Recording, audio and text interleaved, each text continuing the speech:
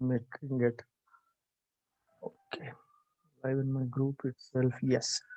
Okay, friends, welcome to today's session. Today's session is supposedly for the paid group members, but since the attendance has always been an issue, so I shared the link in the free group as well. So let's start without much delay. So I'm just muting you all so that there is no disturbance in between. And at the end, for the queries, I'll unmute you all. So let me share my screen.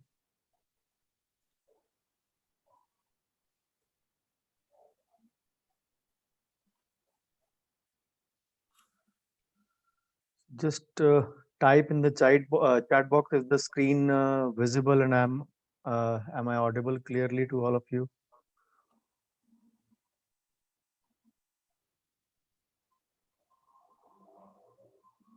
Okay, great. Thank you. Thank you so much. Thank you so much. Let's begin now.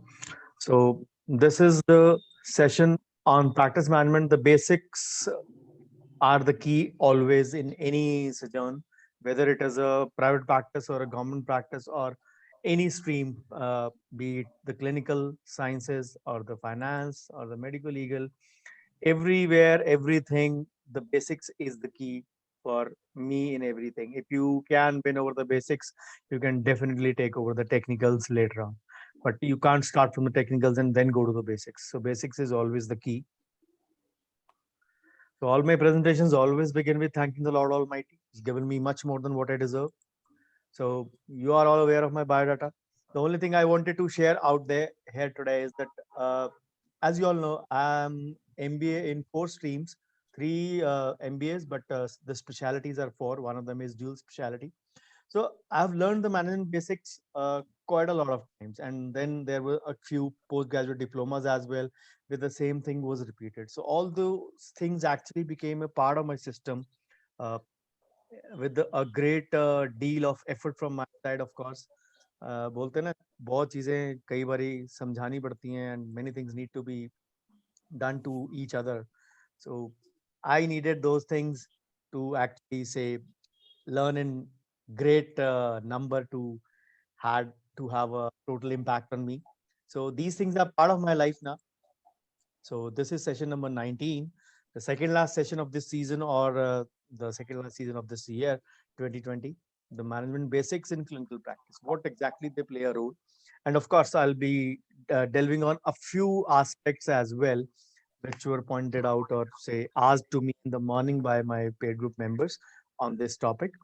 We start with the management basics. I think some of you is still on, say, unmute mode. Kindly unmute yourself because there is a lot of disturbance in the background.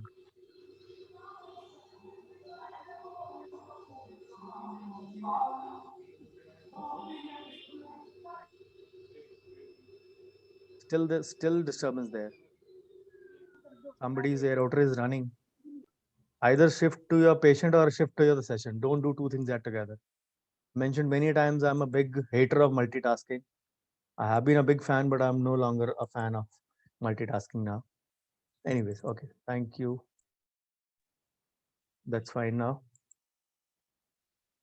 Okay. So always a disclaimer before my practice management sessions. I lay down whether the audience wants to believe it or not. I always say, unlike other contemporaries, I have no say qualms in saying that I am myself not a practice management guru. I am just a differently enabled person by system administrator, that is God. He just added a few things in my system which make me unique. And the only thing is that I found that out pretty much early in life. And it's not that you don't have it. All of us have that. And we only need to search for it. So my differently enabled fundas don't appeal, and they won't appeal also to anyone and everyone. But I'm sharing them because they gave me success after application in my practice with the, say, backed by the management principles. So if you want to have that, you can copy them, but understand the basics behind them. But do copy in your own practice at your own risk. तो always say कोई जादू की छड़ी नहीं घुमाऊंगा कि practice management के बाद you get a few tips from me and you will have, say, usually the session takes place on Sunday. So I always say Monday morning onwards, more patients will start walking into the clinic. ना मैं कोई आपको syrup पिलाऊंगा in the form of tips or ज्ञान or the carry home ज्ञान as I always give, that you drink in the night and you will become effective managers. It is a process. It is a process which we have to learn and which we have to respect as well. Nothing comes overnight. Everything has, say, to go through the grind before we actually get a hold over it. So you can follow my tips. I don't really mind. But the basic logic for me, from me to you, is to understand the fundamentals, understand the basics, learn them, what I'm saying and why I'm saying. There might be unique fundas in my practice. They may be routine things in your practice, or anyone's. They might not be existing in anyone's practice. So if you want to imbibe them in your working, learn the basic behind them. Just not that he said this thing, Dr. Babdeep said this thing, and so I'm applying this thing in my practice. Don't do that. So if you do that slowly, you will become an effective manager. Uh, Say successful practice management begins from there only. No one of us is a born manager. But yes, you have to go through the grind, you have to do the hard work, and you can surely become an effective manager. And an effective manager means basically using all the resources at your disposal effectively. I always mention the three E's: effectively, efficiently, and efficaciously.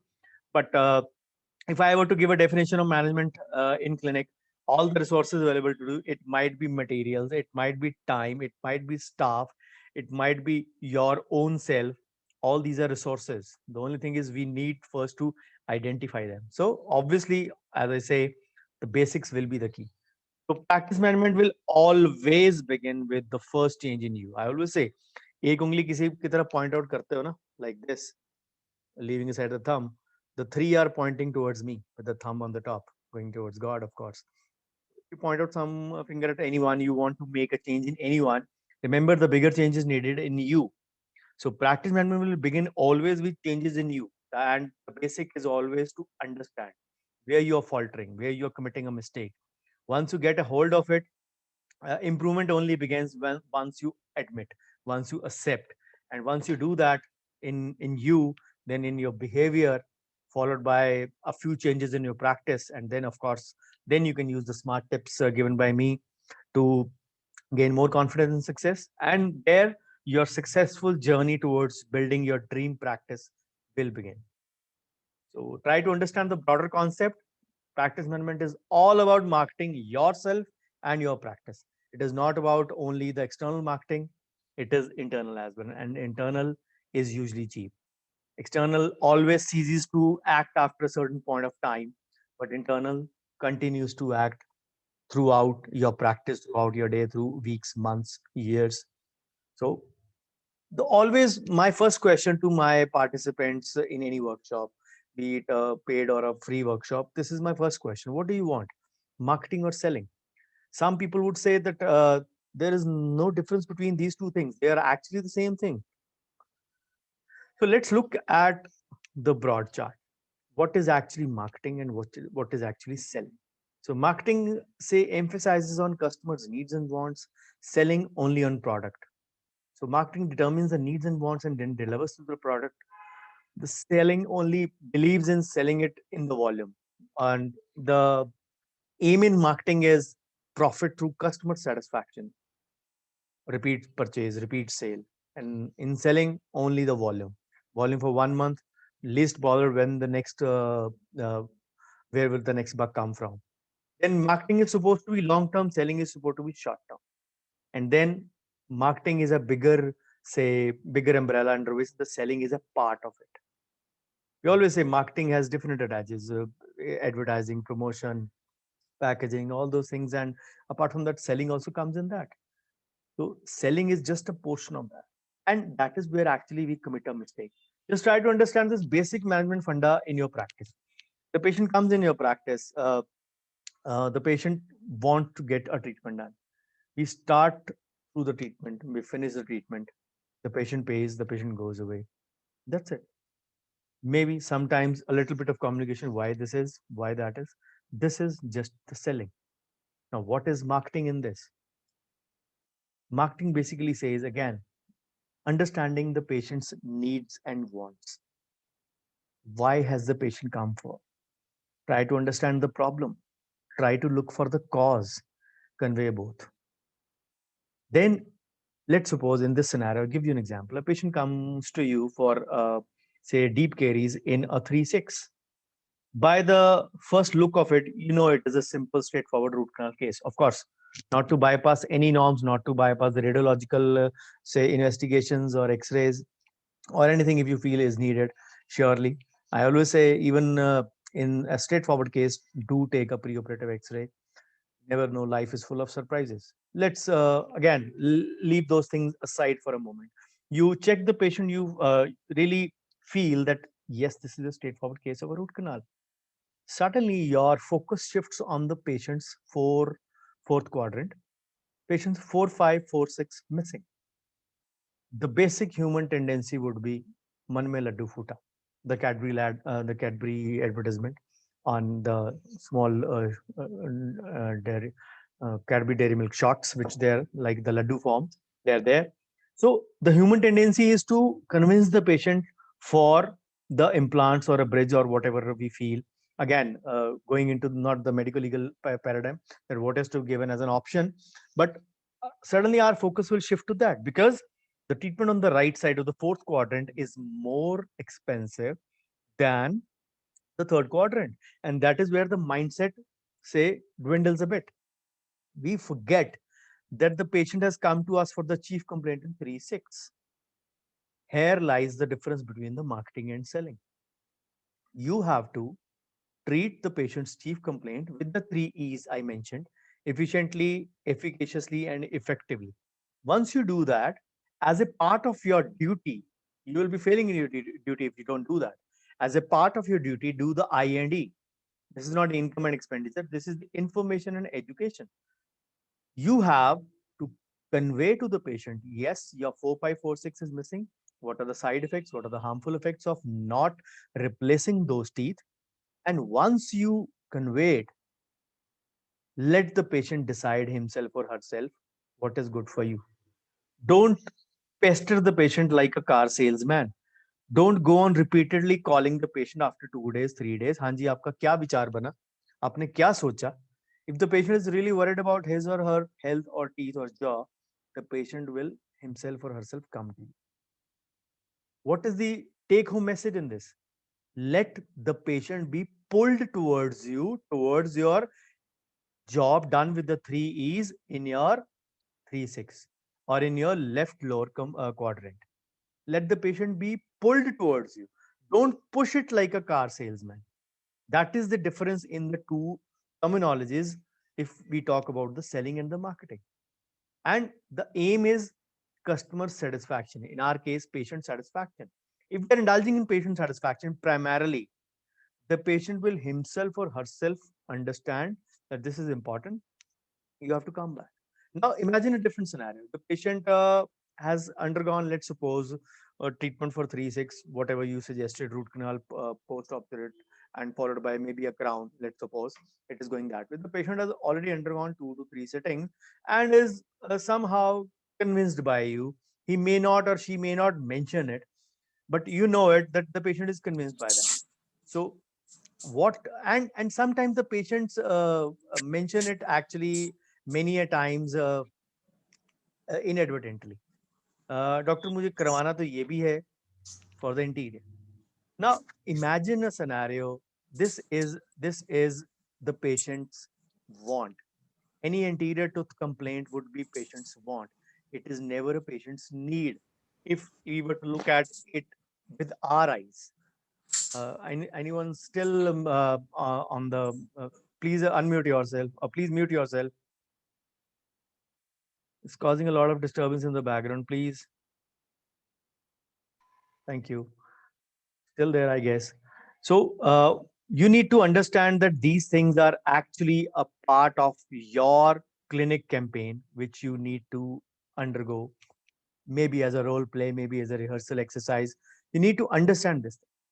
People actually make a mistake between the needs and the wants. They charge the same for the needs and the wants, whereas it is the different. You whatever you might be charging for the day. Again, pricing and charging is a matter or a topic for different day altogether. But whatever you might be charging for, you need, you may not or should not be charging in the same vein for your wants of the patient. Any wants, what I include, what I myself include in wants: veneers, anterior zirconias, or whitenings, or a similar aesthetic treatment. These are wants for me. These are not need-based treatments. Some people still do a zirconia at a 6,000 or a 7,000. Trust me, they're digging a grave for themselves. मैं यही बात बोलता हूँ, अगर आपने इसमें भी नहीं कमाया तो आपने किस में कमाया? You don't look at the volume of purchase. Respect your profession and charging that way. Most of the times, my say 1 hour is spent on only on this slide. Sometimes when I'm taking the full workshop, of course, I don't have the full 1 hour to spend on this. But that is the point I wanted to convey to you. Now, this is a query I get very commonly. So let's suppose I'm charging, say, root canal and crown. I'm charging, let's suppose, 7,000, 7,500. So a patient comes to me. He needs 3 or 4 root canals and with crowns, and the amount might be around 30,000 or maybe 28,000, as I mentioned, 7,000 approximate. So how do we convey to a patient? अगर उसकी salary ही 30,000 है, again, people don't pay from their running salary.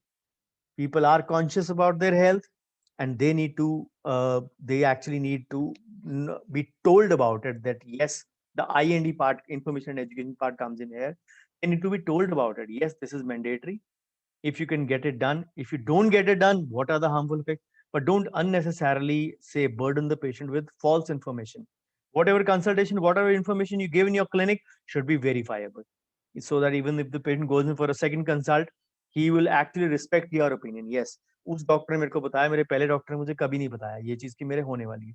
Then once you convey it, once the patient understands it, that this thing would be still better than losing the tooth and getting an implant done or getting a bridge done, whatever the patient chooses, then it is the patient's headache. वो FD तोड़वाए, वो saving से निकलवाए, वो कहाँ से निकलवाए? You're not going to the patient economics. If the patient is getting done, he himself or herself will consent to do the treatment or get the treatment done. So understand this aspect. Don't look at the patient's pocket. And at that point, I always say, don't look at the monthly salary. So never underestimate the pocket of the patient. One of the say few of the best pay masters of my clinic in my initial years, when I started just in the evening for the first 3.5 years. For the first 3 years, I was in a very small clinic, 10 by 7 clinic in the backyard of my house. Clinic opened only in the evening OPD just as a shock. So shock means layer, pastime. So from 1st Jan 2000 to 31st December 2003, 31st December 2002, full 3 years. Then with the dawn of the new year 2003, I shifted to new premises where I'm currently working as well. So these premises, still after shifting over there for the first 6 months, I kept on continuing till the half day. From June 2003 onwards, I shifted into full-time practice. So it has been a smooth transition in that sense. But yes, you need to understand that these things are a part and parcel of your life. So don't look at those things. So what I was doing in my practice, initial pay masters used to come from the lowest of the socioeconomic strata. It might be hard for you to believe those were not very expensive times. I'm talking of year 2000, 2001 and 2. And some of the richest guys never got the treatment done, but the poorest guys got the treatment done. So never underestimate the pocket of the patient. So always, I always will say, create the need. How will you create the need? By your I&E, information and education. If the patient does not know only, अगर आपको पता ही नहीं है जाना कहाँ है, तो car घर से बाहर निकाल के आप कहाँ जाओगे? आप इधर उधर धक्के खाते रहोगे. So unless you're clear about your goals, so the goals to be given to the patient in the form of a need is via your I&E. Remember, all these things are interlinked with each other. So there should not be a man mein laddu futa approach. I always hate that approach. That is a part. Yes, human. We are all human beings. We are all prone to these things. But then this is fine.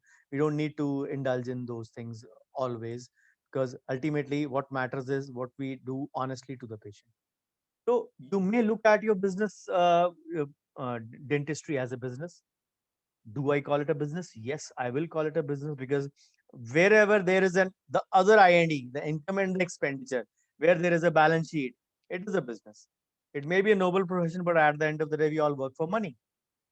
Primary thing is money only, of course. Other things are maybe a part of it, maybe say secondary to it, maybe tertiary to it. But yes, we don't work for free in our clinic.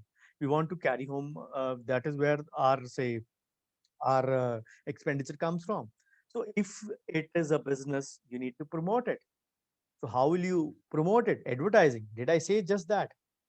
So yes, the word of mouth has been conventionally known to be the best source of say patient turnover in the clinic.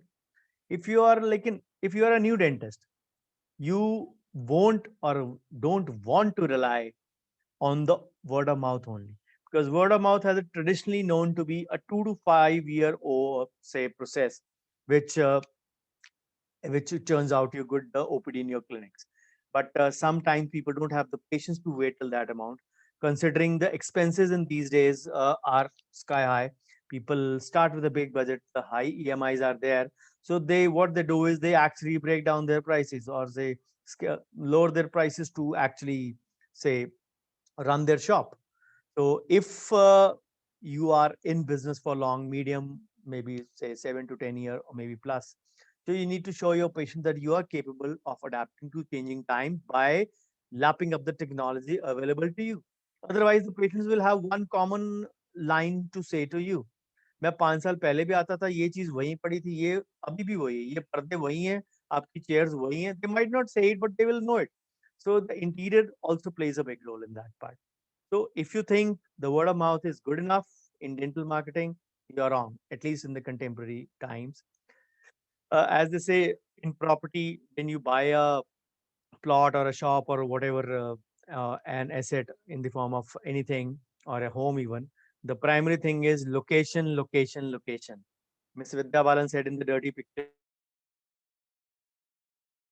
फिल्में 3 वजह से चलती हैं, entertainment, entertainment, entertainment. So similarly in marketing, the three most important things are targeting, targeting, and targeting. You should know where your patients come from. The first thing I told you in practice management is know yourself, bringing about a change in yourself. The second thing would be know your patients. If you know your patients, know your clients, you'll be actually able to target. So these are the six. Whenever we go about the planning part, we always look at these six things, even for a marketing plan, for otherwise. Uh, these might appear to you just the 6 lines, but let's understand the meaning behind them. So, what are you trying to actually accomplish? What is the objective or goals? My goal is I want to be the best dentist of my town. That is a long term goal. Of course, if you just started up, that is your long term goal. What is the short term goal? I want to be the best dentist of my area. It can be simplified into other forms as well. Again, somebody is audio is on. Please mute yourself, please. Then the objectives of the goals might be differentiated into different parts. I want to have a OPD of 30, 20, 50, whatever the numbers are there. So you need to understand maybe then please, please, please. How many times do I need to say? So what are you trying to accomplish? Your objective or goals? So long-term goals, short-term goals, you divide them into two parts. And who are you trying to reach? I want to say treat the say hotshots of my town. I want to treat the VIPs of my town. So know your target customers. For knowing that, you need to know who you are treating first, because this marketing plan is not only for beginners, it is for the middle load as well, it is for the settled as well. So for the middle load, then the settled ones, if you want to treat the VIPs, you first need to know who are you treating currently, who are your target markets presently, who are paying you most of the income in current times, and then what is your strategy, how will you make a plan for that, which is the say roadmap created by you for that. Then what are the specific activities or the tactics to be involved, how will you go about that part in those regimen. Then the most important thing is timeline. People actually invest or spend in something new, and then they always say ye bhi karke dekha, just for the sake of trying. They try a thing or two, and then they'll say no, we tried this thing didn't work. So then you need to understand some things need to be given a long rope to succeed, be it in practice, be it in life. It has to be a part of that. Then most important part, the money, the moolah, the budget. What is your budget? Sometimes people will allocate a peanut budget and expect, say, hurricane return, which is not possible. You need to be in sync with the changing times. You need to allot a specific budget. At the startups, I always say 5 to 10% for any beginner should minimum go into their marketing budget. It can be in different forms. It can be varied. It can be social media marketing. Again, that is a topic for any other day altogether when we are just discussing the basics. So, what are the activities involved? Always three things: goals, planning, and budget. And my favorite word in all of these is the planning part. I don't call myself the best planner, but I do try to do certain things in a planned way so that I make, again, for me, management is all about making use of your best resources. And for me, the best resource we have is our skills and our time. Those are two things which nobody can steal from you. If you can manage those two things in 24 hours, trust me, you will have 26 to 27 hours in a day.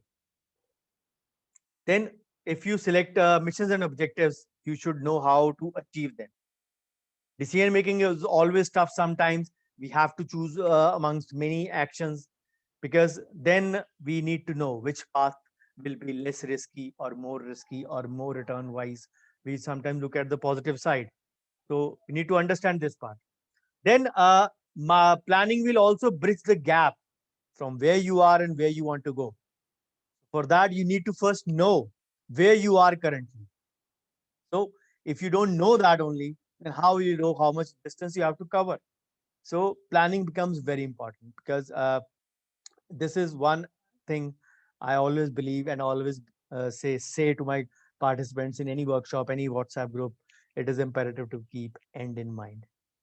You know where you are, say, headed towards, you will surely get success. If you are, say, doing too many things at the same time, as some of you might be doing, attending your patients as well, or scrolling through your phone as well, currently listening to this webinar as well, trust me, these things don't work. When you have to say, get success, you need focus, and for focus you need planning. And once you have planning in hand, you can, say, overcome mountains as well. Then, as I said, you need to ask yourself, what are the goals? Breaking them into long term and short term, what are you trying to accomplish? Then this practice management strategy will connect to you. Again, a vision in your mind where you are and where you want to go. So identify your primary goals currently. Don't jump to the long term goal immediately. So, what are the guidelines for setting objectives or goals? There are so many, but I'll be discussing six of them with you. What are the most important six in this aspect? So, as I said, objectives should be verifiable. You should be able to tell at the end of the specified time period whether you achieved that goal or not. And for that, the answer is simple in figures and numbers. I am a finance guy as well, so figures and numbers come naturally to me. Most of you might be hating maths. Isn't that the reason most of us chose medical in the plus one stream?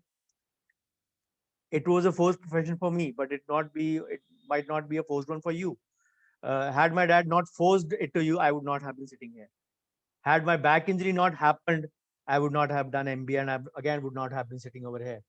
So there are certain instances, or say, those things in life which actually make you tread a certain path, and then the onus is on you to make that path right for you. So you take a decision and then you put in all your efforts to make that decision right. So that should be the aim. So how do you compare? My target was to, say, do a internal marketing activity and get this much patients in return at the end of the year, or at the end of a quarter or a 6 month. What is the baseline for you to measure? What was there before that 6 months? I had 5 conversions, now I have 15 conversions. I had aimed for 20, but I got 15 only. Never mind, little bit more effort needed on my part. So what is the way to check? A tangible connection is always in figures and numbers. So if you want to, say, want to check your work output, how are you increasing, figures and numbers will come to you. So these objectives should be verifiable. Unless you do that, you will not be able to compare where you stand and where you have reached, and where are still more to go, or still say, in the backyard only, in that sense.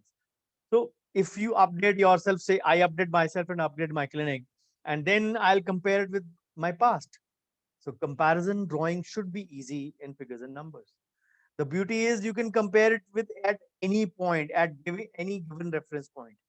You can compare with 1 month, 2 month, 3 month, if you, even if you have set it at 6 months. So this is the beauty. We always check about the yearly figures. We check पिछले साल इतने की return भरी थी, इस साल इतने की return भरेंगे. So that is the way things go in that task. So then I always say push yourself, but then objectives should be very challenging, but still reasonable. You should respect human body. We are not robots. We have a family life as well. You can put in your efforts, but not beyond that. So you need to understand if you are encroaching on your family time with your efforts, you need to cut down on that. Push your limits, stretch yourself, be hungry, don't be satisfied with smaller targets, but then don't be over ambitious in that part. People might be fond of reading. Even I have done that in my college life. If I say scroll upon a fiction, I used to finish the novel in the whole night.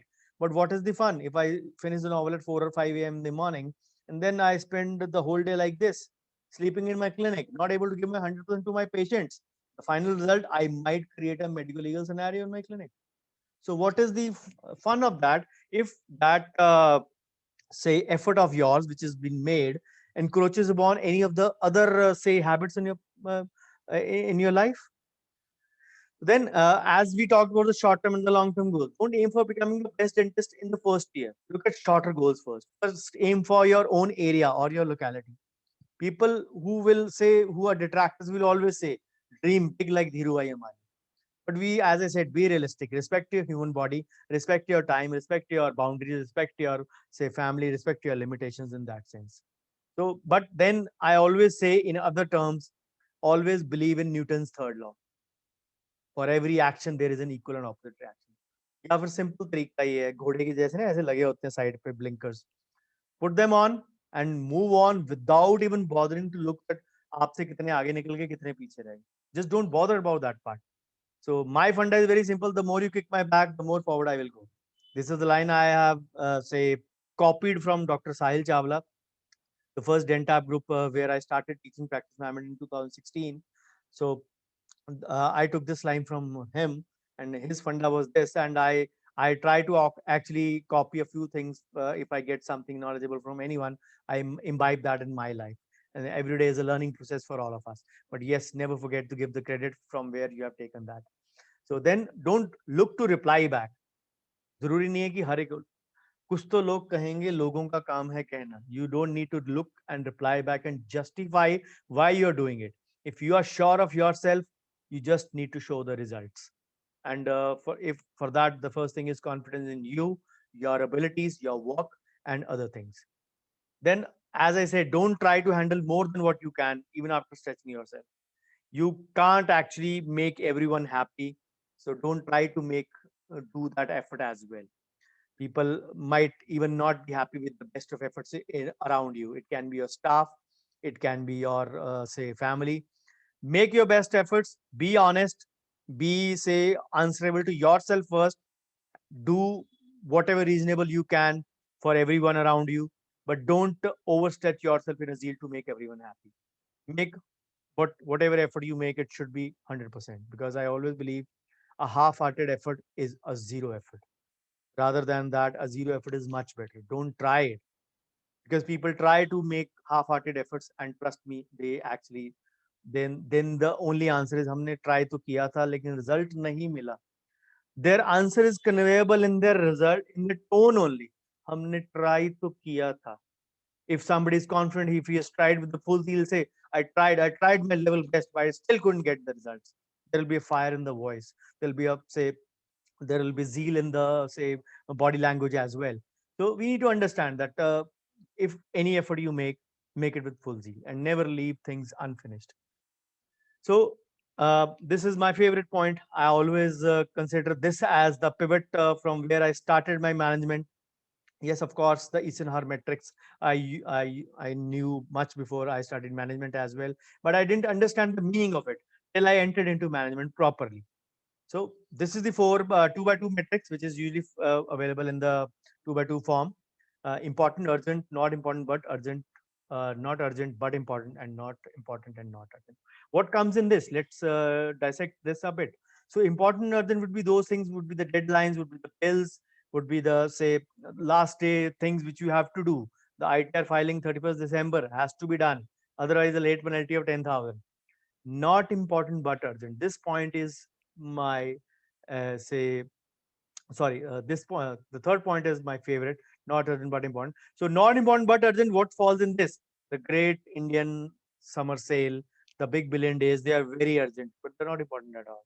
There might be certain things in our life which actually fall in that category as well. Then for me, the most important point is the third one. Not urgent, but very important. Not important, but very important. Planning comes in that quadrant for me.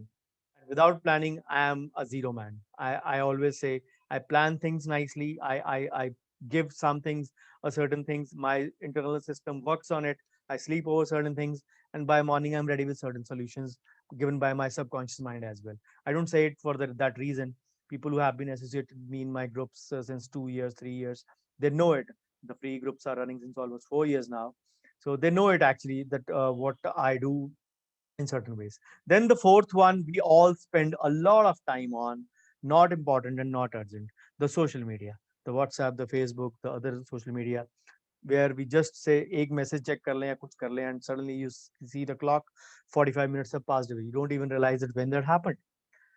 So any set of objectives, I always say थोड़ा सा इसमें selfish हो जाइए.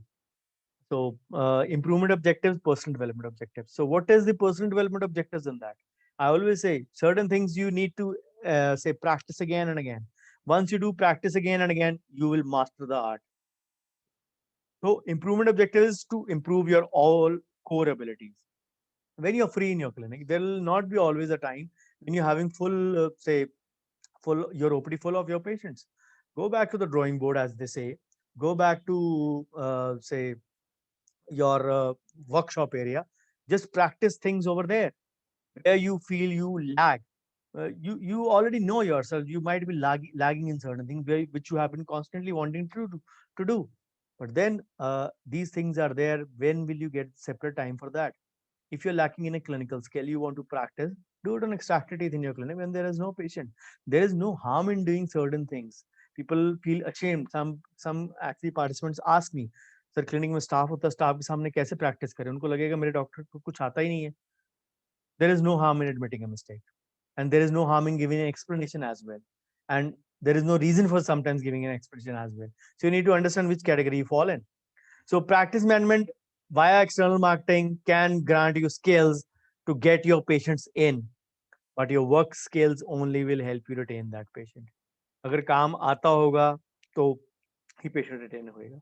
Always give the example of I always give example of superstars like say Amir Khan, Salman Khan, say Shah Rukh Khan, Akshay Kumar, Hrithik Roshan, Ajay Devgan, all those stars. So of course, the COVID times discounted, but what exactly the power they have? They have the face value, the star power. What they do? They pull in the crowd on the first 3 days of the week, on the first 3 days of the movie, the Friday, Saturday, and the Sunday. Of course, with the advent of social media, the movie will go bust if even if it is bad, even it'll go bust on Saturday as well. But let's talk of the conventional times. The first 3 days, still the movie will earn money, but Monday onwards, the star value ceases to act. Monday onwards, the content does the talking. If the content is good, if your work skill is good, if your content is good in the movie, then only it will run. Same logic will apply in your clinic. External marketing, which has, say, uh, forced or pestered the patient to walk into your clinic. Once the patient is inside your door of the clinic, that external marketing ceases to act, and that is where your internal marketing takes over along with your work skills. So practice and practice till you get bored. Doctor के काम को practice क्यों कहते हैं? इसीलिए बोलते हैं ना. Then my favorite dialogue from 2009 Akshay Kumar Deepika Padukone movie Chandni Chowk to China. मुझे तुम्हारी उन 10,000 मूव से कोई खतरा नहीं है जिसकी प्रैक्टिस तुमने एक बार की है, पर मुझे तुम्हारी उस एक मूव से डर लगता है जिसकी प्रैक्टिस तुमने 10,000 बार की है. 1-0 is less over here. But then I don't fear your 1,000 moves which you have practiced once, but I fear the most that one move for that you have practiced 1,000 times. So make yourself perfect in something or the other. We all are blessed. We all have some talent inside uh, in us, and we just need to recognize that talent, which is not inherent to us or visible to us. I always say, remember the elephant theory. Elephant theory is basically the small elephants are tied to a small rope with the tree, maybe with a small pillar dug in deep inside the sand, or maybe in the earth. And the young elephant, baby elephant, cannot get away from that.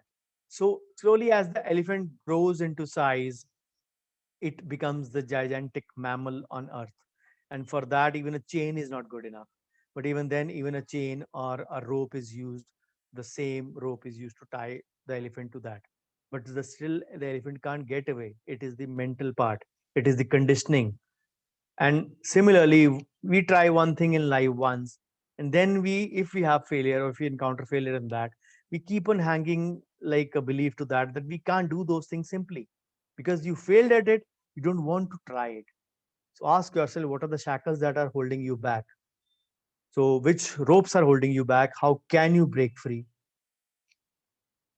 So then this was a question asked to me in the morning as well, and a part of it and portion of it, how to establish rapport with the non-clinical staff attenders, as after a few months of training and job, they show a different face towards their job and often leave when objected to their abrupt behavior. Like when they join, we tell them this all is their work, and that time they agree. But after a few months, they say, "ये हमारा काम नहीं है, वो हमारा काम नहीं है," like that. We all face such kind of situations. It might be with associates, it might be with assistants, it might be with chair-side attenders. This is the thing we actually face in the life. So, what is the solution for that? So, I'll give you a clinical scenario for this. So, again, a different set of clinical scenario with the assistant in picture. So my assistant, whom I have trained, threatens me every 2 months to leave me or increase his salary. What do I do? So similar situation. So this is my answer to that. So always believe there is a two-pronged strategy. Why? Firstly, again, find out the cause. I usually don't treat the cause of the don't treat the problem of the patient. I try to go at the cause as well. Always try to find out the, even if the staff is doing certain things, I always try to find out what is the reason behind such behavior. So nurture your trained staff, explain them carefully, nicely that they are a part of your this thing, but then don't scold them in front of a patient. Don't scold them in front of other staff. Don't scold them in front of even your spouse if he or she is a dentist. So do it in the closed walls, you and he, or you and she all together. If it is a she, maybe you would want your wife should say talk to him. So मैं बोलता हूँ एक को डांटने का एक को पलोसने का काम करना चाहिए हमेशा. पलोसना मीन्स जस्ट पेपिंग अप, कोई बात नहीं है तो इनकी आदत है, कोई बात नहीं, थोड़ा सा तुम भी सुधार करो. Just like balancing those things. अगर आपने ज्यादा डांट दिया तो दूसरा बंदा उसको बैलेंस कर दे. Then remember this thing, if you do in the front of other patients, staff, or family members, uh, you need to realize that they are actually say they also have an ego. But then even if after explaining, even if after following the say above example, if he or she is hell-bent on destruction, just keep another staff member and train him or herself, yourself as well, and then slowly start delegating to the new one, work slowly. If the when the second one gets trained and the first one threatens you, she or she will usually don't do it out of insecurity. But if he still does it, just politely tell him to go and collect his salary after 10 days or whatever your clause of the clinic is. So don't create a ruckus in your clinic. So always have options in that matter, and no one should be indispensable in that regard in your clinic. So, but on the contrary, if we this is a opinion when the staff is a rowdy one. If we come to the other side, I explain normally that staff is your backbone. But again, if your aim is to have better patient satisfaction, money, more output, number of patients, it may be by hook or crook. They should know they are in sync with you. They should not be treating it like a job. It is not a 9 to 5 job for them. Remember this thing. So need to understand that. So the staff also need to share the same mindset. The clinic, say, ideology should be there. Clinic policies, rules, and system. This should be followed by that. But for that, you have to lead by example. If you don't lead by example in your clinic, you don't should not expect others to follow as well.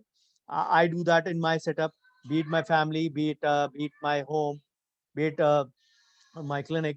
I lead by example in certain matters, and I expect everyone to follow suit. Of course, I'm not very rigid in that regards, but again, that is what leaders stand for. You have to lead by example.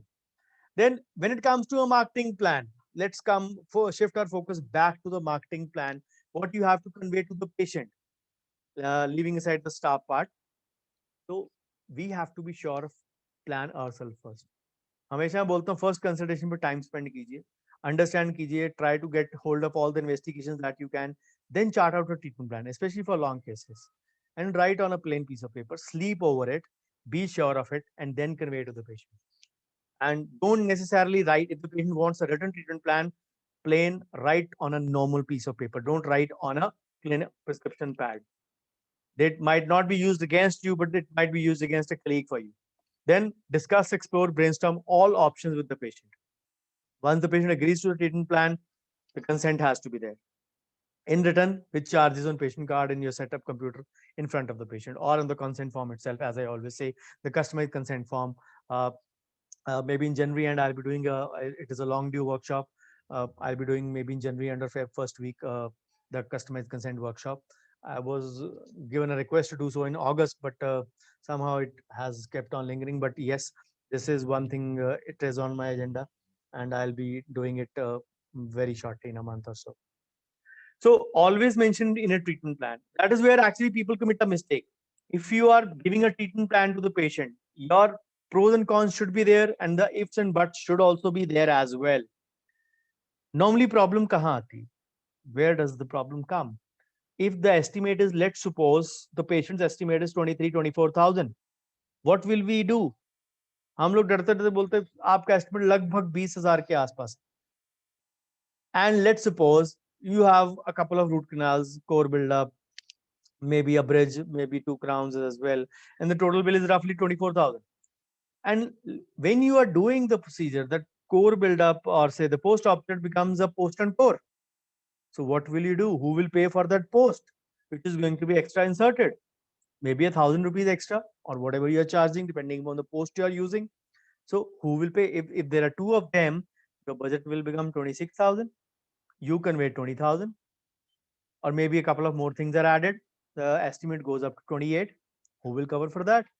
That is where the problem comes. जैसे आपका 28,000 bill हो गया, आपने doctor 20 बोला था, आपने तो 1.5 गुना बढ़ा दिया. They'll make that 28 presume like 30, and that is where the problem comes in our setup. We are not sure of ourselves what we are going to do because we didn't spend enough time in diagnosis, in the treatment planning. Again, a topic for different day altogether. But you need to understand that thing, that you need to cover up for all your say possibilities in that regard. If some patient in that regard comes to me with an estimate of 23 or 24, I will mention 26 plus minus 10%. I'll always mention more. Who can pay you 20, he will pay you 26 as well. ये हमारे को लगता है कि patient कम नहीं दे सकता है, ज्यादा नहीं दे सकता, whatever. It is our own mindset. Did we ask the patient? People don't compromise for their health. We need to understand that.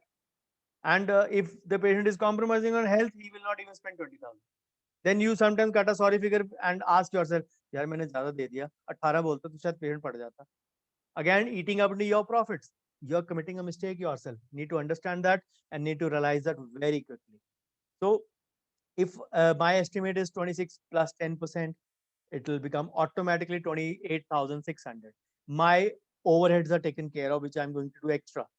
But if I am confident of my skills and treatment plan, and my treatment say comes out to again 23 or 24, the patient will not mind. He has been given an estimate of 26 and he is being charged 23, 24.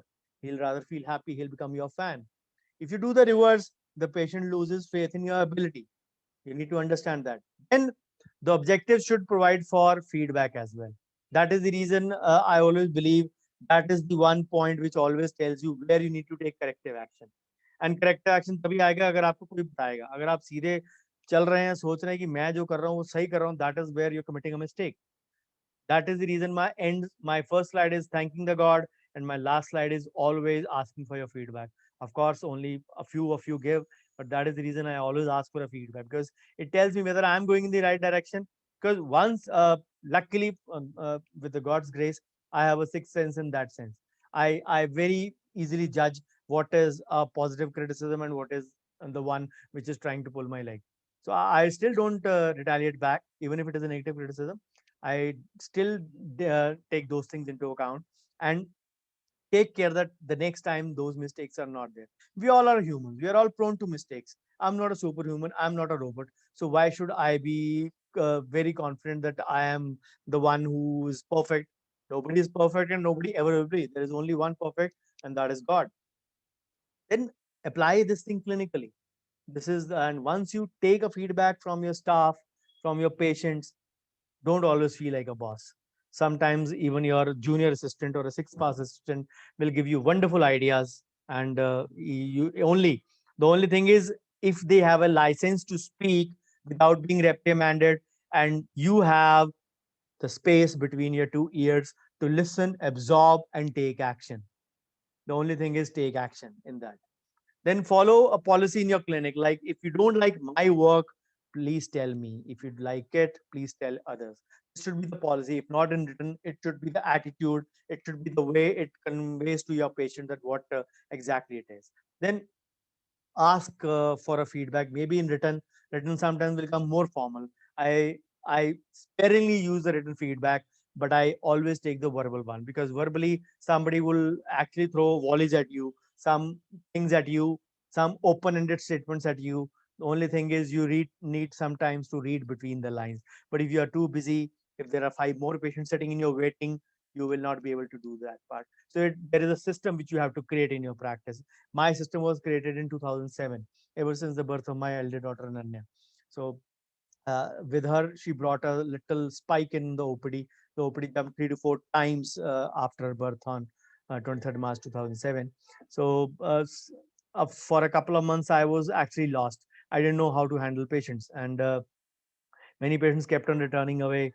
In the non-peak times, I had not full appointments, but in the peak times, I had at same time there were multiple 6, 7 patients sitting at the same time. Of course, couldn't treat them all and didn't know how to handle them as well at that time.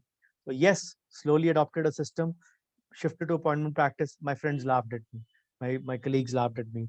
My city is a hosiery city, is a business class community city primarily, and people are very laid back in attitude. They might spend millions on their cars and their other wants, but they will rarely spend on treatment. They will reach a multiplex on time, but they will never reach a dentist or a doctor on time.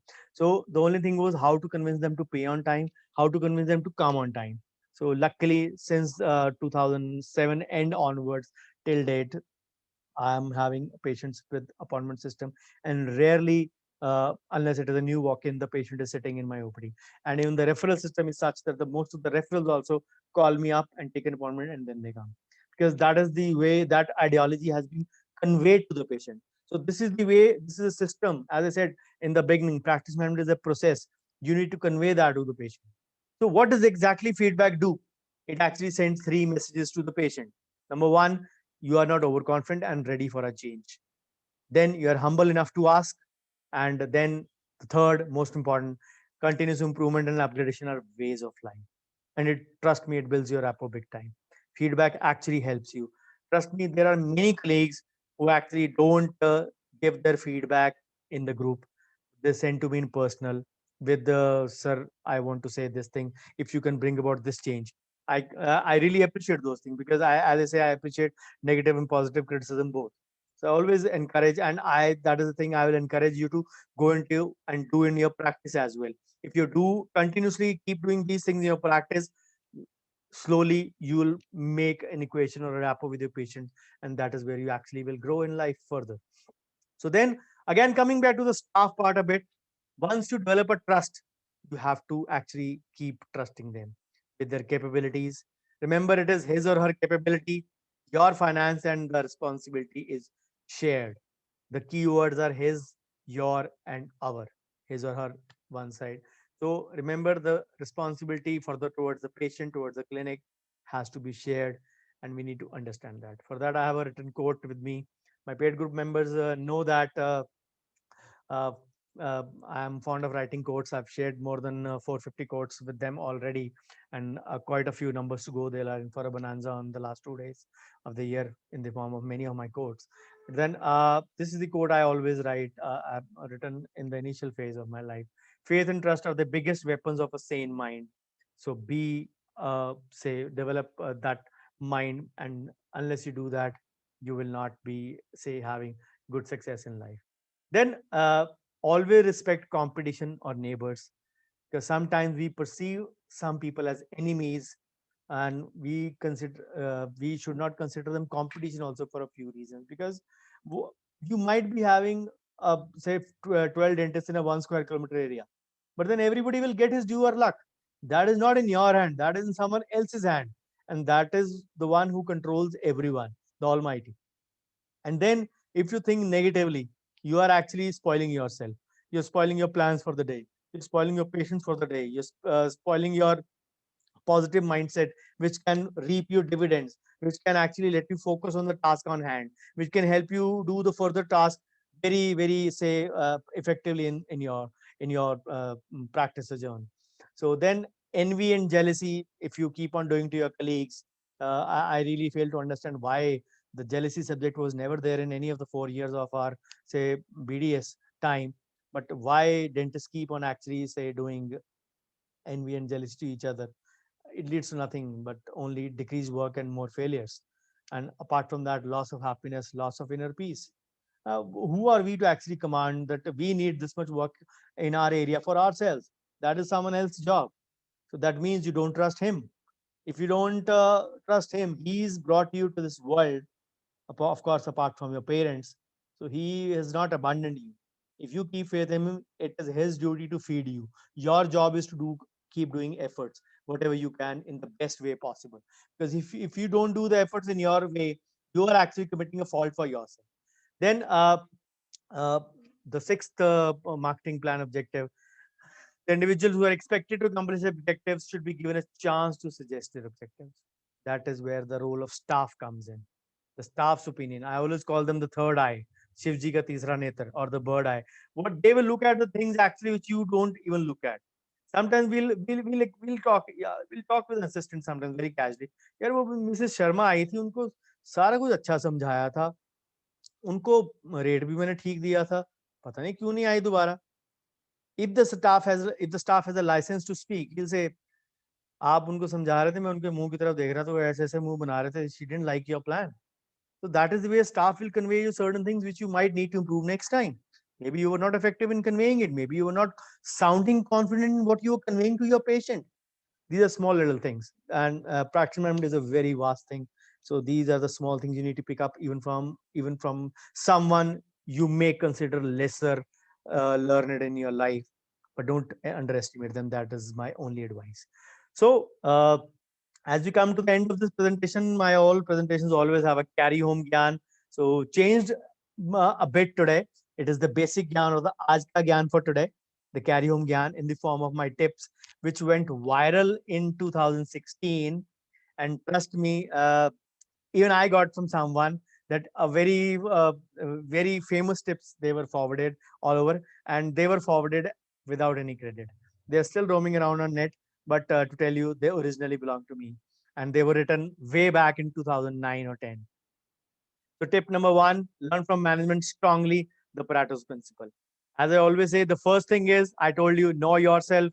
The second thing I told you from the targeting aspect, know your patients. The third thing which I will tell you, know your primary clinic source of income. Where does your 80% revenue come from? Let's suppose you have an OPD of 100, and let's suppose 1 lakh rupees is flowing in your OPD. You will be amazed to find that there will be 20 patients out of that 100 who have paid you around 80,000 rupees out of that 1 lakh, and the remaining 80 patients have paid you 20,000 out of that 1 lakh. So your focus is to identify those 20 patients. Patients के यहाँ पे tape नहीं लगी होगी, लिखा नहीं होगा I am 20, I am 20, I am 20. So you need to understand and need to realize and need to work on that, and that you can only do if you are not too bogged down in your clinic ongoing. You're not too busy in your practice. You have the time to reflect upon the patient, talk to the patient, reflect upon them. Let the patient talk to you. You'll only judge the patient's needs and wants.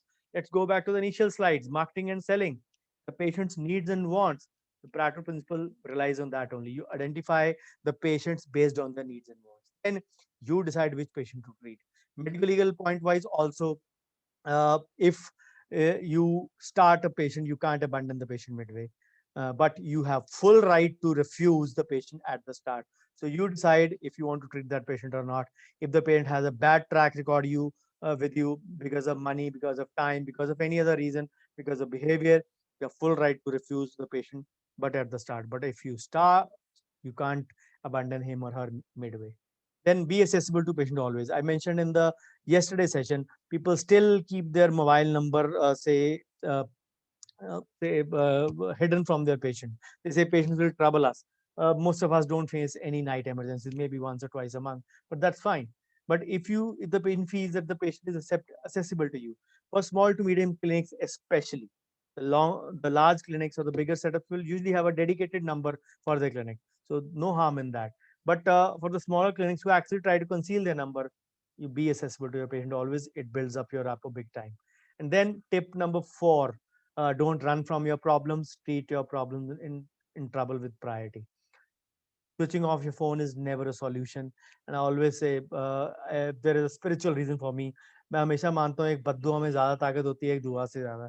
तो किसी की बद्दुआ मत लीजिए. If somebody is in distress, and if it is primarily because of you, try to treat that patient. Try to treat that patient even going out of the way. It shows your compassion, empathy only to the patient, and that again builds up your rapport in the big time. Then this point I already stressed upon, work only on appointment basis. It gives me peace of mind. I'm able to say, mm, make patients out of patients inside, claim work out of work in my existing patients as well. Then people actually are bothered sometimes. मेरे को बहुत बारी लोगों ने बोला, बहुत बारी, आपके क्लिनिक के आगे से, it is on the main road, आपके क्लिनिक के आगे से बहुत बार निकलते, कभी वेटिंग में पेशेंट बैठा दिखा नहीं आपके. Never mind. I don't get put out by this thing because I'm not showing someone something. I'm still having a OPD of 14 to 15, and I don't mind. I don't need even more than that. I'm happy with 10 to 12 patient OPD as well. People who boast of this fact, especially the small to medium clinics, that we have a OPD of 35, 40. I've been to places like Bhopal, even Jaipur, even in J&K, Jammu, especially. People have claimed मेरी तो 35 की OPD, मेरी 45 की 50 की. I would happily exchange their OPD with my OPD, where I have to sit the whole day, consult those 40, 50 patients, in bargain for even a 200 rupees consultation, taking back home 10,000 rupees every day.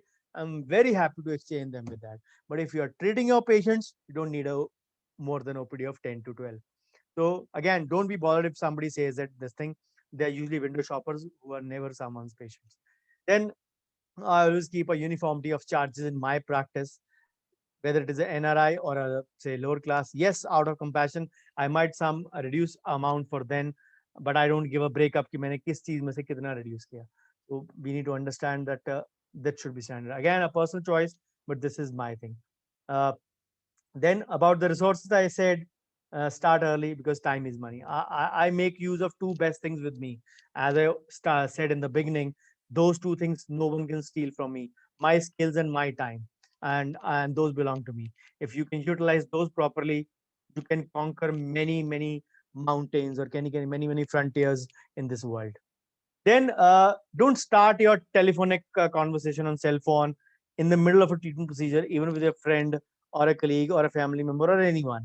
This actually sets a bad precedent. You ask the patient to make the phone on the switch the phone to the silent mode, and you yourself are starting a long conversation. Again, the tip number 10 also, don't start a personal call. Sometimes your patient might understand that your time is more important because you have allotted a certain time, and that time belongs to the patient, especially if you're working on appointment basis on a very strict regimen as I do. Don't indulge in these kind of things. Then don't pack your schedule too much. I said handle only, don't stretch yourself, but don't stretch yourself too much that you become a rubber band at the end of the day. So stretch or pack only what you can handle, especially on a Monday. When the Monday blues are there, I'm still wearing a blue on a Monday. So it was a way to shock off the blues of Monday on a Monday. Anyways, jokes apart. Then my 12th tip would be to not do a normal extraction as a priority in a business in a busy schedule, because of the very simple reason that extraction is never a paying treatment, and sometimes it may turn surgical, and it'll spoil your whole, create a splatter, it'll spoil your whole decorum, it'll spoil your mood, it'll make the other patients irritable who are waiting in the waiting. So you need to understand that, and always never ever indulge in late extractions. in the clinic. I never do after 5:30 or 6 p.m. in the evening. 6 p.m. in summers, 5:30 in the winters. I don't do that. Again, a personal choice, but that is the advice I can give to you. Then always leave your worries home. I have a switch off button. Again, by the grace of God, I switch off my home worries when I come to clinic, and vice versa when I go home. Obviously, both are in same place. My clinic is in my residence only. So then sometimes you come across a x-ray if it is saying something bad about the treatment. You don't need to say necessarily bad about your colleagues. As I said, envy and jealousy were never our subjects in BDS final year, so we need to in fact any of the year, not in the final year. So you don't need to actually thrash your colleagues moral character. We can actually explain that as a human error. Patients come to me, they ask me sometimes, आप मेरे को लिख के दोगे means the patient is actually out to spoil somebody else's character. I always say no. Say आप जो कह रहे हो, say what do you want from me? If you want the treatment from me, we shall not discuss the past, and I will try to do if I can help you out in this case. If you want to say want me to write something bad against your colleague, the door is that way. I say it very politely, and we never discuss the past. Many times I've treated colleagues' mistakes, and even don't know the name of the colleague. I'm not interested in collecting that kind of data in my mind, because that is a negative data. For self-employed like you, for us, for most of us, those who are not salaried, I always say treat your monthly income as your salary. Never take it out unless it is urgent, because this is one tip that can actually make you plan your finances better. So, and the last tip, again, a quote written by me, I mean it very, very fully. If your assets become your liabilities, it is better to rid, get rid of them as soon as possible. And I am actually say, uh, applying this in the coming year as well. I keep on doing this. Whatever liabilities I have, I'll be shunning off a couple of them in a few days' time. So then always under promise and over deliver. Never do the opposite. Because sometimes you will promise the moon and reach straight up. That is actually you will falter. It is all a game of perception. You do over promise and under deliver. That is going to create a problem for you in your life. So put first things first, focus on important tasks. And again, one of my quotes, start early, plan well, finish early and well. So be contented in what you get in your life. There might not be sometimes a limit to what you can achieve or what you can get or what you will want in your life or in your practice. Satisfaction is the biggest key to happiness. And if you're not satisfied, you will never be happy, even if you have, say, 100 million practice in any time of your life. So I hope you're not bored enough. So the last few slides, so to change your life, it is the time to step up and do just that. So you have to be a go-getter, and you need to realize that. So focus on where you are and where you want to go, because and not not what you fear. Try to understand that there is a big difference in the two lines. So Benjamin Franklin ne electricity invent की, but it was the man who invented the meter who made it a real fortune. So what does this slide say? If efforts in the right direction can help the person climb higher. So मतलब बिजली की इजाज उसने की हो, लेकिन पैसा तो उसने कमाया जिसने मीटर बनाया. So the last session for the paid group, last session for the year, last session for this season would be tomorrow. I've discussed finance basics till part 5. Tomorrow it is a very interesting topic on finance basics part 6. Again, it is a topic for the paid group, but I'll try to share it the link in the free groups as well. So if anybody of you is willing to the same time join together. I overshot my time today by 10 minutes, but then the topic was very interesting, and these management topics are very close to my heart. So I don't actually say skip. So thank you so much for your patient hearing. And there are so many videos on YouTube. This is a channel primarily for dentists. So you can subscribe to the channel if you want.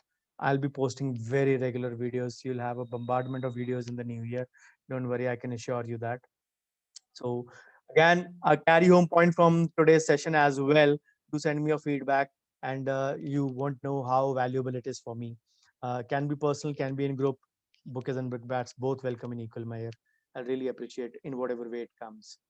So thank you so much. And I stop my share for queries and unmute you all so that you can ask me questions. So you all can unmute yourself and ask me.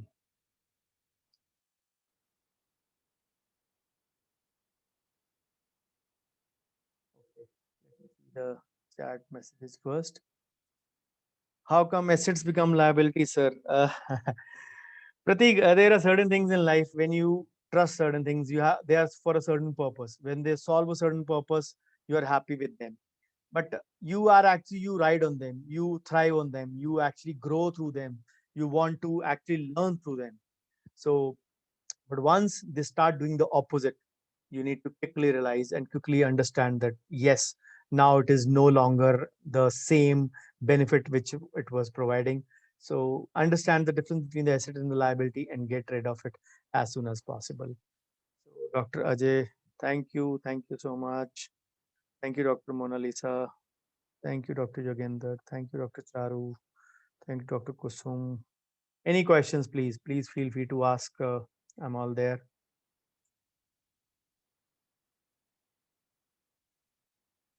Dr. Ganesh is not here. He asked the question in the morning. I hope, Dr. Pratik, you got the answer to what you asked in the morning in the paid group.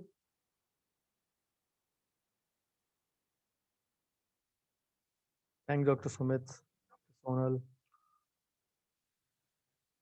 Can you give example of asset and liability? Sometimes our paying patients can be our assets. We rely on them कि हाँ ये patient आएगा तो he'll make me pay a good amount. But then sometimes after a few years in practice, these patients, I'm giving you a clinical example only, these patients will start walking in at any time and they will want that you are their personal dentist. They will want them to treat at that time. And you will actually say, out of the fear of not losing them, you will try to skip your regular patient and start paying them attention. For me, such patients become liabilities. And at that point of time, I like to always be very frank and open. I don't mind losing such a patient, even if it is there. Yes, a small adjustment might be fine, but if something is utilizing your resources or yourself in a bad way, then that becomes a liability. If I were to give a same example in personal life, some activity that maybe you're doing, let's suppose reading, you're doing reading. People say as traveling is to body, reading is to mind. As they say, you're doing reading, but while reading you get lost in your, say, any old past bad experiences every time you pick up the book. So that reading, which was supposed to give you some, say, positive impact, is giving you a negative impact. So that asset which you were about to create becomes a liability. So they can be wonderful examples. There are a few more examples. My paid group as well. It was my biggest asset, but it turned into a liability for me. So that is why I'm trying to get rid of it in 4 days time. So people might find it odd to hear that, but yes, I didn't start it for the purpose of say taking money. Whatever money I get from paid group, it was a peanut amount, 2500. For the late joiners, 3500.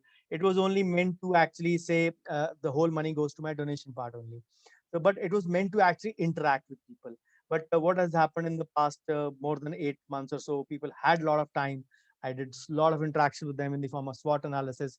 What has happened is I'm doing the only the one way type of communication, and that is the thing I don't like. I thrive by debates. I thrive by interactions. I want to indulge in more such kind of intelligent communication or intellectual communication, which is not happening. But yes, at the back of the mind, it is I remember that it is my duty, it is my responsibility that I have to convey, I have to give the data in that.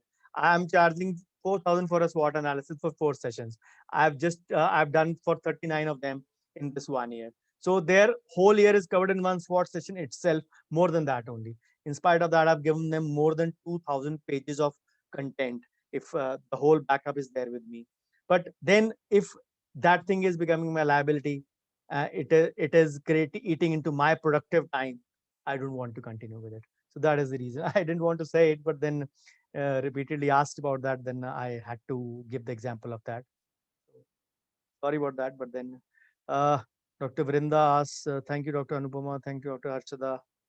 Do you suggest that a dentist should have a GST number? We don't need a GST number. Healthcare is exempted from GST.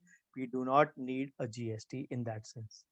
Unless you're doing a cosmetic work more than 20 lakhs, even that 20 lakhs is now changed to 40 lakhs now. So if you are doing a aesthetic work of that amount in a year, you need a GST. Otherwise, you don't need a GST. So how to manage patients, VIP family members with VIP syndrome? You need to very clearly, very be vocal about. See, we need to understand why the patient has chosen you. They've chosen you for the skills part or you for the internal marketing part. My internal marketing part relies on basically zero waiting time, maybe not making the patients wait, and working them according to the time, and doing things in certain organized manner. But then if the patient has chosen me because of my pricing, he'll surely will not be a VIP patient. So VIP patients also value those things. The only thing is we need to convey them certain things, that the system of the OPD is such that if you want me to treat you, you have to come in that manner. Otherwise, if they are not ready to obey it, it is always better to get rid of such patients if they are not good paymasters as well, because we'll sometimes shock from asking for payment from them as well also. We will shock from asking them to come on time as well also. If they are liabilities in that sense, it is better not to have such patients. But then all VIPs are not having such kind of syndrome. Those who actually obey what you want, you can actually continue with them. But then yes, you can give them a slightly preferred or a priority treatment, but the rules shall apply to all, if it whether it is in the terms of timings or whether it is in terms of payment part. So I hope you get your answer. If not, you can ask again in any other form you want. Okay, Dr. Farah, thank you. Thank you, Dr. Vrinda. Dr. Mona Lisa, I have a good trained attendant but not obedient. Is he a asset or liability? Should I change him or keep as I can work smoothly? Ma'am, I gave a very good example for that. You need to talk out to the patient. There is a whole slide having 8, 9 points in that. So I mentioned that slide. Probably you didn't, you missed out on that. So you can check out that slide. But I always believe talking out is the first solution. Always talk out. बात करने से ही बात बनती है और बात निकलेगी तो दूर तक जाएगी, as they say. So talk out with them. If you can talk, if you can convince them, they'll become your assets.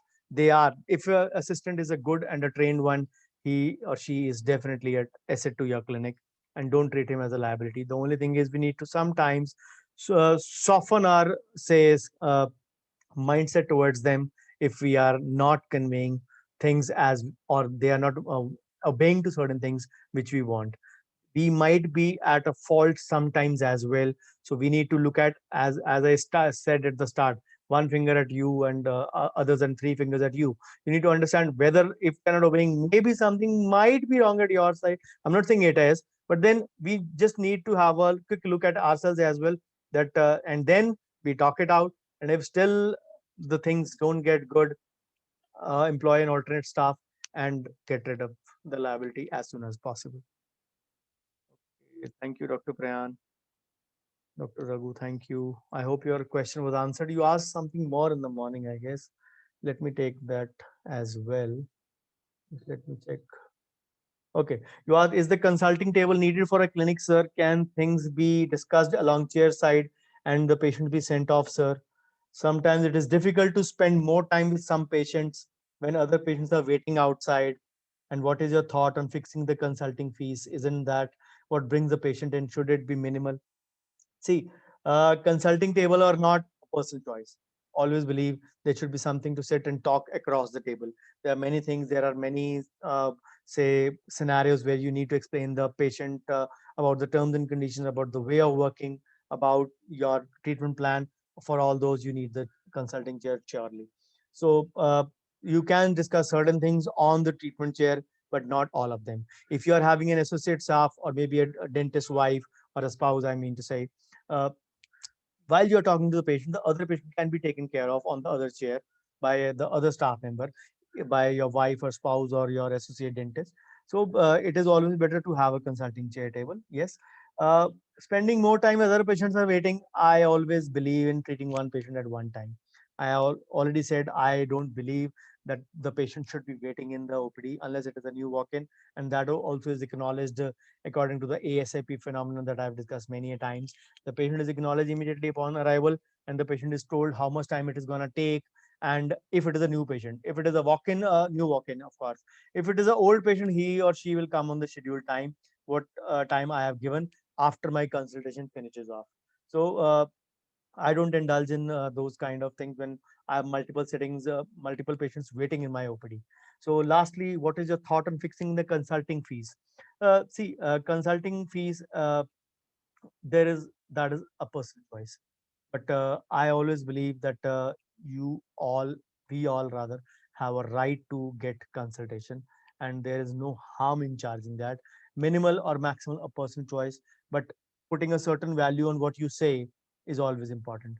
If you keep on doing things for free, trust me, you will actually not get the desired results as you want in your clinical life. I hope you get your answer. Okay, Dr. Krishan, thank you so much. Uh, Dr. Sumit, what is the art of criticism such that staff doesn't feel bad about it in any example? I mentioned it, Dr. Sumit. Whatever conversation will happen, it should happen in the closed doors, where even your spouse is not there, where even the other associate, other assistant dentist is not there, the U2 should be there. And yes, the language should be polite. You shouldn't go below the belt. You shouldn't use any cuss words. But remember that everyone has an ego, big or small, that should not be hurt in any way. But on that matter, I always say, give an example that if two of you are dentists, one of them can do the say pressing part and the other can do the closing part.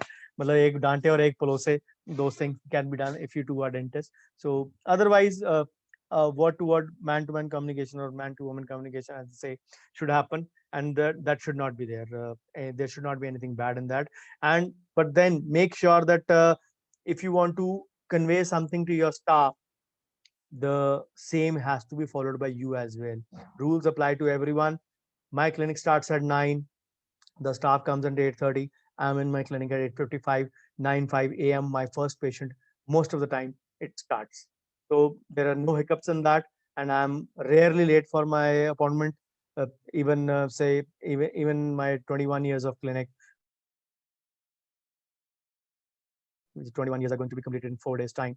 So even in my 21 years of clinic, I have not been late into my clinic 21 times only. So again, as I said in the session itself, lead by example, do certain things yourself firstly before you want them to be done by your staff.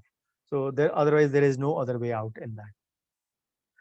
Thank you, Dr. Jimit. Your message was heart touching. I'll get back to you very soon in what you sent in the morning. Thank you, Dr. Ramchandra, Dr. Madhvi. Thank you. Dr. Raghu, thank you. Any more queries or we call it a day?